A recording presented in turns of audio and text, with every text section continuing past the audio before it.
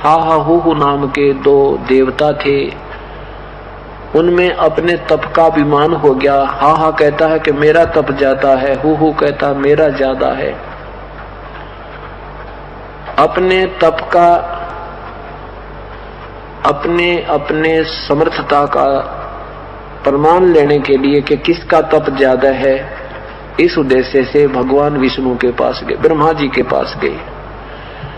ब्रह्मा जी से कहा कि आप हमारा फैसला कीजिए, मेरा तप ज्यादा है या इसका ज्यादा है। ब्रह्मा जी ने सोचा कि एक को तो कहना ही पड़ेगा इसका ठीक को नहीं। अर्जुन से कानू कह दिया कि भाई इसका तप ठीक पूरा, इसका कम है, इसका ज्यादा है, तो ये तो सर्प जैसे होते हैं सिद्ध पुरुष, ये तपस्वी, इनमें तपस्या से सिद्धियां आ जाती हैं। एक तो नाराज होएगा और नाराज होते मुझे श्राप देगा, मुझे और मारेंगे गिले। तो कहने लगे देखो महात्मा जी, ना तो मैंने कभी तप किया और ना तप के विषय में मुझे ज्ञान है, आप किसी और से फैसला करवा लो, अब विष्णु जी के पास जाओ। अब ब्रह्मा जी ने अपना पीछा छुटाया। अब विष्णु जी के पास जाकर उन्होंने यही प्रश्न किया कि हे प्रभु, हमारा कौन से का तप ज्यादा है।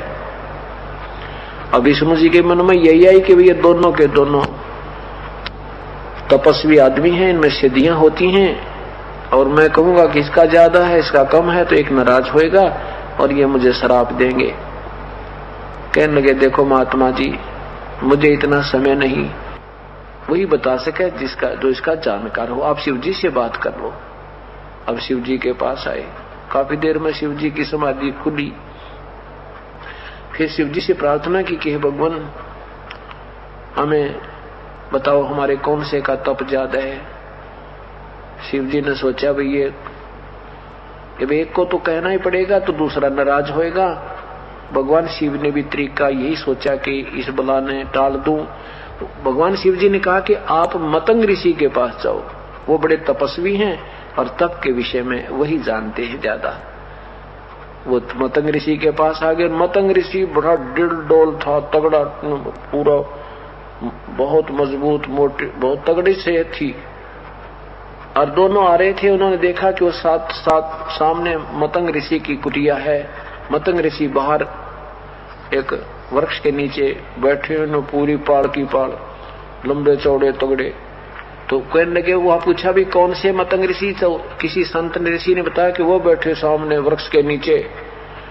तो उन दोनों ने मन मन में क्या कर लिया, एक ने सोचा काछा हाथी सा पड़ा है वायु, तो दूसरा ने सोचा ही तो मगरमच्छ जैसा हवाई को सूता, मन मन में सोचा अपने में। और मतंग ऋषि के अंदर काल ने उसकी बुद्धि ऑन कर दी कि इन्होंने ऐसे सोचा है। अब मतंग ऋषि की बात सिद्धि ऑन होगी, उसने दोनों के मन की बात समझ ली। उन्होंने आकर पूछा कि ऋषि जी, हमारे में कौन से की सिद्धि ज्यादा, कौन से की तप ज्यादा है, हमारा फैसला कीजिए। मतंग ऋषि ने कहा कि तुम फैसला आप ही करो। क्या कह रहे थे तुम कि मुझे देखकर तू कह रहा था ये हाथी सा पड़ा है, तू कह रहा था मगरमच्छ पड़ा है, जाओ एक मगरमच्छ बनो, एक बनो हाथी, अपना फैसला आप करो। तो दोनों वहां मर गए, शरीर छूट गया 5 तत्व वाला। फिर वो एक हाथी का जन्म हो गया, एक का मगरमच्छ। जब वो तगड़े जवान हुए तो हाथी पानी पीने गया था, मगरमच्छ ने पैर पकड़ दिया, खेचम खेचा, पूरी क्रोचे तगड़े तगड़े हो रहे थे, बड़े मोटे मोटे। तो बहुत रिहर्सल होती रही, 10,000 वर्ष तक लड़ते रहे। अंत में मगरमच्छ ने हाथी को खींच लिया, और हाथी जब मरते, जब बिल्कुल सूंड थोड़ा सा शेष रह गया, पानी घुसनते इतना दरिया में गहरा ले गया मगरमच्छ। अब हाथी ने सोचा ईब मर गया। पहले तो अपने हांगे की बड़की चला रहे थे, अपनी शक्ति से अपना फैसला कर रहे थे। फिर हाथी ने याद किया, हे राम, आधा मतलब आधा अक्षर ही बोला था, मरते हुए ने याद किया रा। इसको ररंकार धुन कहते हैं। कहते तभी परमात्मा ने आके उनका छुटकारा करा दिया, और दोनों को जो है वहां से उसको हाथी मगरमच्छ के माथे में वो मारा सुदर्शन चक्र, मगरमच्छ ने वो पैर छोड़ दिया हाथी का, हाथी बाहर निकल गया। तो भगवान ने कहा कि चल भाई हाथी यानी हाथी वाली आत्मा जो हा हा हु वाले थे, हा हा हाथी बना था, हु मगरमच्छ के चल भाई हा हा तो स्वर्ग में। मगरमच्छ कहने लगे आए भगवान हु वाली आत्मा के मालिक अब ये तो हमारी दोनों की बराबर की लड़ाई थी, ये तो 751 का मुकदमा था, ये किस लिए स्वर्ग जा रहा है और मुझे क्यों नहीं ले जाया जा रहा। विष्णु जी ने कहा कि भाई इसने मुझे याद किया है, कति हृदय है, कति रोते हुए याद किया मेरे को, इसलिए मैं इसको लेने आया हूं। तो मगरमच्छ ने कहा कि हे भगवान जैसे ये आपको याद कर रहा था ना मरता हुआ, तो मैं भी ऐसी करुणा से आपको याद कर रहा था। बेशक मैं मानवश नहीं छोड़ रहा था इसे, पर आपकी याद मुझे भी ऐसे आ रही थी।